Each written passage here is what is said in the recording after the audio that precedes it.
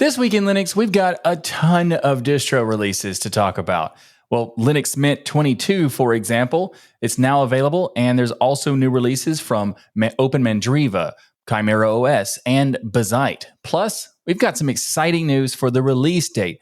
Well, the alpha release date for the Cosmic Desktop. All of this and more on This Week in Linux, the weekly news show that keeps you up to date with what's going on in the Linux and open source world. Now let's jump right into your source for Linux good news.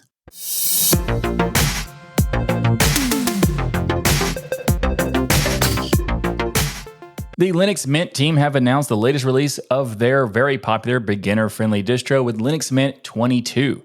This is a major update to the distro as it includes an upgrade of the base from Ubuntu 22.04 to the now being based on Ubuntu 24.04 LTS, bringing a load of improvements and new features. Now, being built on Ubuntu 24.04 LTS, that means that Linux Mint 22 inherits significant updates to the underlying packages, tooling, libraries, and core technology in general. This release also includes a new kernel as well as a fresh set of graphics drivers, ensuring better hardware compatibility and performance.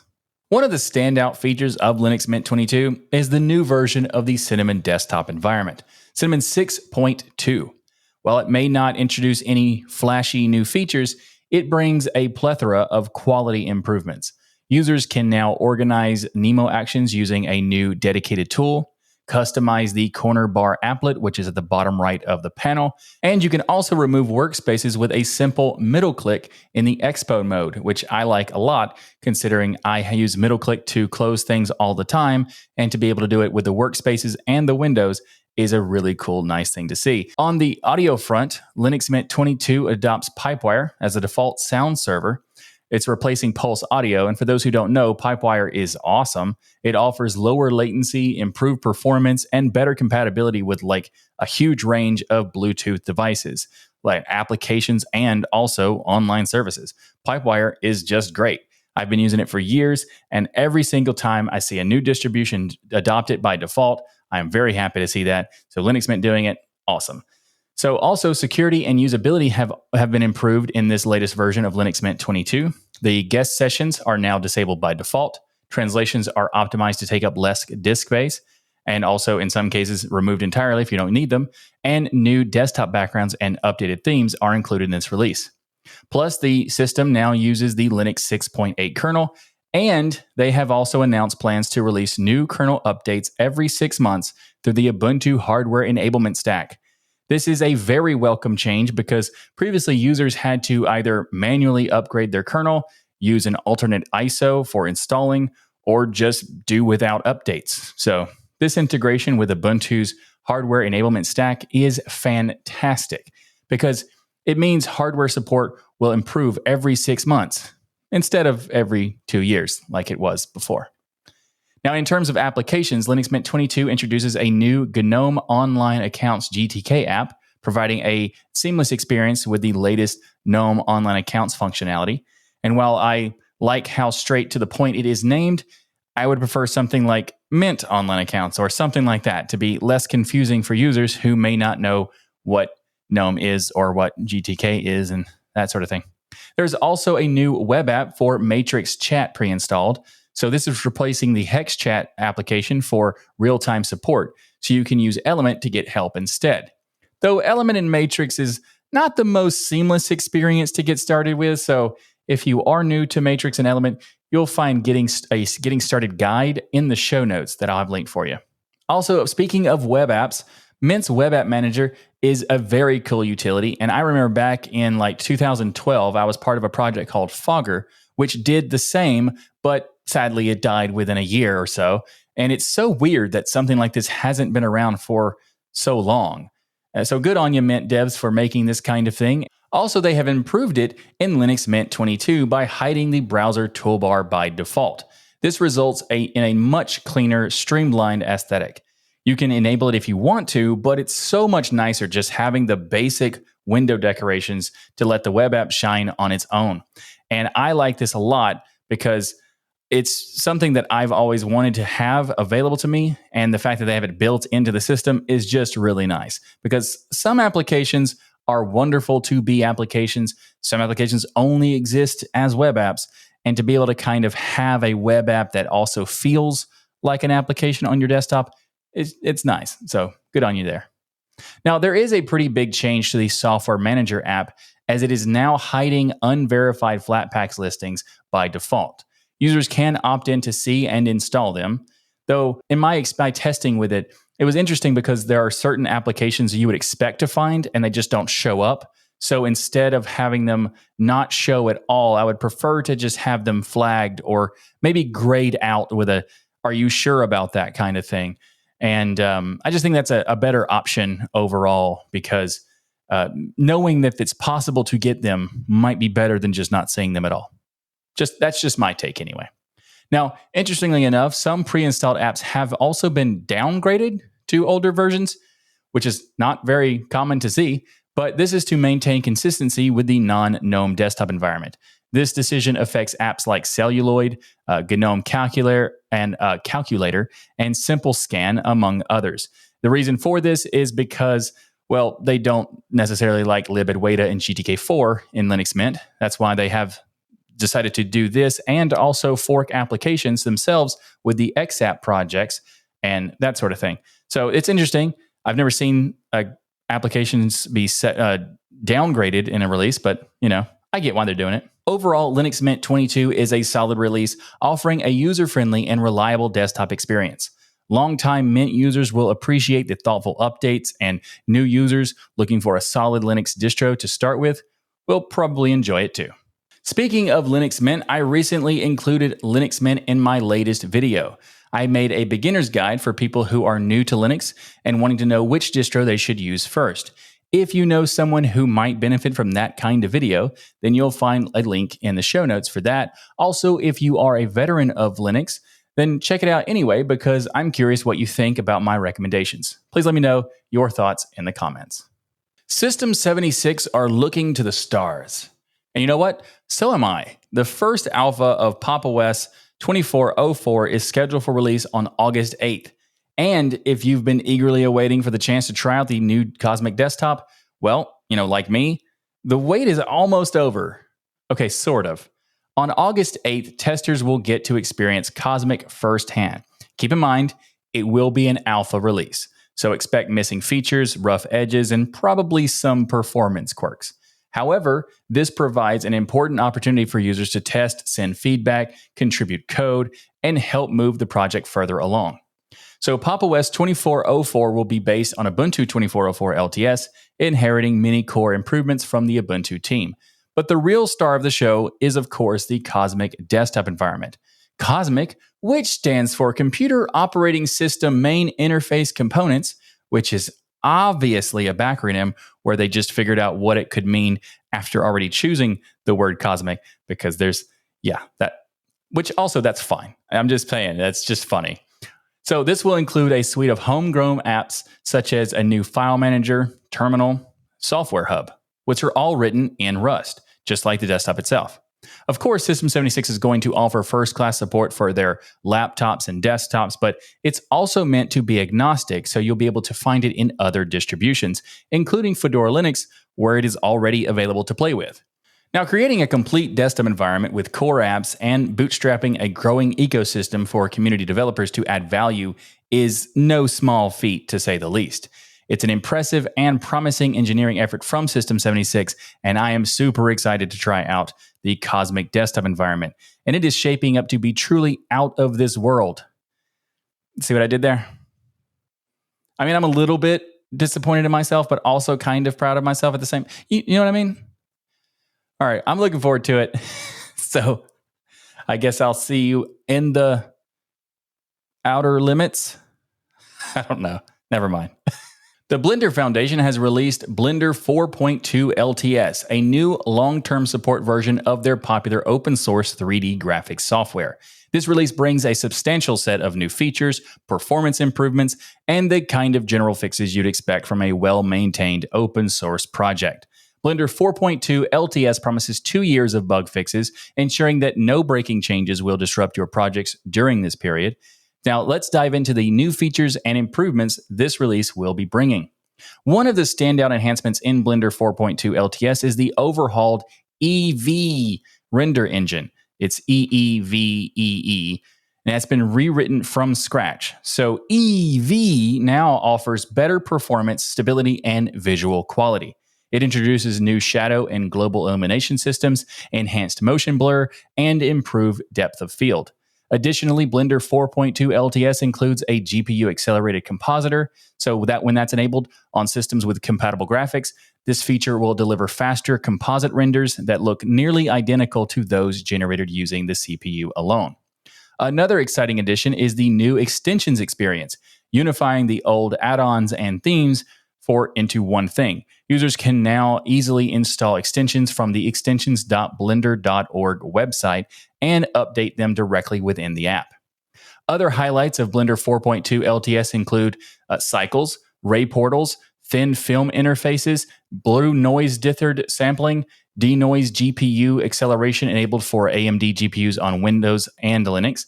Intel GPU rendering with cycles now supports host memory fallback. Chronos PBR neutral tone mapper, new sculpt tools, and a new matrix socket type, and many, many more.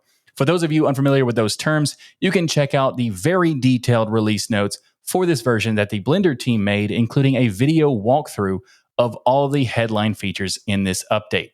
So you can see everything I mentioned and what it does. So if you're ready to check out the latest version of Blender, you can maybe find it in your distros repository, or you can get it as a flat pack on the FlatHub or as a snap. Great news for all the streamers and content creators out there. OBS Studio, the open source leader in cross-platform screencasting and streaming software, has just released version 30.2. This update brings a host of new features and improvements that are sure to enhance your streaming experience. First up, Linux users can rejoice as OBS Studio 30.2 adds support for the native NVENC encoder for those who have NVIDIA hardware, as well as a shared texture support for NVENC, QuickSync, and VA API encoders. Additionally, Pipewire window/display capture has been unified into a single screen capture source, now renamed as display capture, to align with other capture sources. There is also a significant new feature in the default use of the hybrid MP4 output format on Windows and Linux. Hybrid MP4 combines the fault-tolerant benefits of fragmented MP4 with the fast read access of regular MP4. This format remains recoverable even if the writing to the file is abruptly stopped, unlike the previous versions of MP4. It also supports chapter markers, allowing users to jump to specific sections of a video in modern media players and some video editors. OBS Studio 30.2 makes it possible to insert these markers through a hotkey or API call. Now, that's very cool. As far as the hybrid MP4, I'm not sure what benefit it gives over MKV because, to my knowledge, MKV does all of those things already. So I'm very curious. If you know, let me know in the comments. Also, creating themes for OBS Studio is now easier thanks to the new composable themes system. However, old themes are not compatible with this new system and will need to be reworked. The old legacy system theme has been removed. Personally, I've never really bothered with themes in OBS. I just use the default dark theme because it looks nice and works for me. On Linux, the Qt Fusion style is now always enforced. Volume meter styling has been tweaked, and the appearance of multi-view borders and labels have been improved. This update also sees OBS Studio swapping its metadata-based VOD track for enhanced multi-track RTMP and FLV, adding HEVC support to WebRTC output and prioritizing the use of the NVDEC encoder or decoder on systems with NVIDIA GPUs. One of the most exciting new features is support for multi-track video streaming, also known as enhanced broadcasting, when you refer to like Twitch parlance and terminology. For now, this feature is Windows only, though, which is kind of lame. And it also requires an NVIDIA GTX 900, GTX 10 series or RTX 20 series, or an AMD RX 6000 series or newer. However, the OBS project plans to bring these enhanced broadcasting features to macOS and Linux users and support for other GPU vendors in future updates. Important to note, though, Linux users with NVIDIA graphics, make sure you're using the GPU drivers of 530 or newer to use this version of OBS Studio because otherwise it won't work.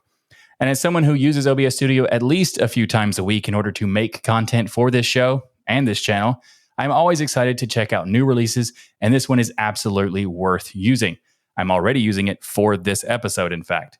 Now, I will say the Flatpak is great for getting most apps, and OBS recommends it as the main source, but I tend to use the traditional package version of this particular application in order to have support for various plugins, as the support for plugins in the Flatpak edition is kind of hit or miss.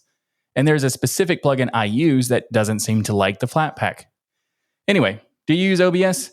If you do, let me know how you use it, and if you stream, be sure to share a link with me, but you'll have to do that in the forum thread since YouTube forbids links sharing for some reason. I mean, I get it because of all the spam on YouTube, but it would be nice in this case. Anyway, check the description for the forum thread if you want to share your links. The OpenMandriva team announced the release of OpenMandriva LX2407, a fresh snapshot in their Rome rolling release branch. This update is tailor-made for bleeding-edge users who crave never-ending updates. Never-ending updates. OpenMandriva LX2407 Rome is among the first Linux distributions to feature the new Linux 6.10 kernel series and updates the Mesa graphics drivers to 24.1.4. This release offers three primary desktop environments: the default KDE Plasma 6.1, GNOME 46.3, and LXQT 2.0. The KDE Plasma 6 flagship edition includes the latest KDE Gear 24.05.2 and KDE Frameworks 6.4. The KDE Plasma edition is also running on the X11 session by default, but for those who prefer Wayland, there's an experimental Wayland version as well, though the devs say it may not perform well in VirtualBox if you're trying to test it there, but it works fine on most hardware and in QEMU with KVM. Also, a standout feature of this release is the integration of AMD ROCm or ROCm technology for supported GPUs, which promises enhanced performance and capabilities for those using compatible hardware. Additionally, OpenMandriva LX24.07 comes with the latest LibreOffice suite, featuring integration with the Qt 6 and KDE Plasma 6 desktop environment. Also, developers will appreciate the updated toolchain, which includes updates to LLVM, Clang, GCC, glibc, and many more. Another developer-friendly feature is RPM's new declarative build system, which simplifies the build and installation instructions for packages using CMake, Mason, GNU AutoTools, and Python. Now, while OpenMandriva Rome targets users who enjoy the cutting edge of software development, those seeking a more stable experience should consider downloading the other option of OpenMandriva 5.0 Rock instead. So whether you're a developer, a tech enthusiast, or just curious, now is a good time to check out OpenMandriva.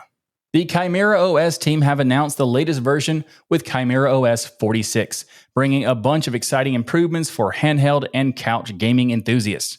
Let's break down the highlights of this new release. First, ChimeraOS introduces a new input system called Input Plumber.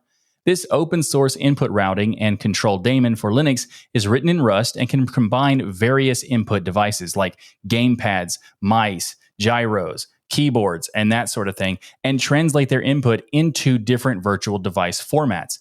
Think of it as a fully open Steam input that's now integrated into Open Gamepad UI.